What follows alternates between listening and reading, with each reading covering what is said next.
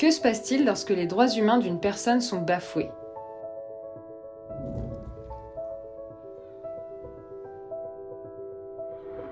Quand les droits humains sont ignorés de manière délibérée ou lorsqu'ils ne sont pas protégés, ils sont violés. Arrêter quelqu'un qui s'est exprimé de manière pacifique pour ses propos, ou priver des personnes d'un emploi ou d'une éducation en raison de leur race, de leur religion ou de leur sexe, sont autant d'exemples de violations des droits humains.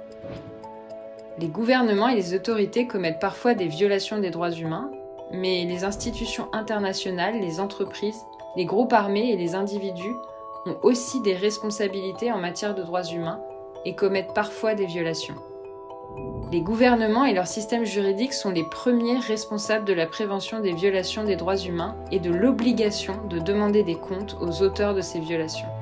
En cas d'échec, diverses institutions internationales et instances judiciaires peuvent à leur tour demander aux pays ou aux responsables de rendre des comptes sur les violations des droits humains. Il s'agit notamment du Comité des droits de l'homme des Nations Unies, du Comité contre la torture, de l'Organisation internationale du travail et de la Cour pénale internationale. Les organisations de défense des droits humains et d'autres organisations de la société civile cherchent à mettre les gouvernements et les autres acteurs face à leurs responsabilités en cas de violation des droits humains. Certaines organisations proposent une éducation aux droits ou des conseils juridiques. Human Rights Watch et d'autres organisations similaires mènent des enquêtes et font du plaidoyer afin de faire pression sur les gouvernements et sur d'autres acteurs pour qu'ils respectent les droits humains.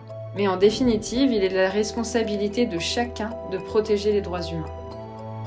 Continuez à regarder notre série pour savoir ce que vous pouvez faire pour aider, et n'oubliez pas de partager cette vidéo.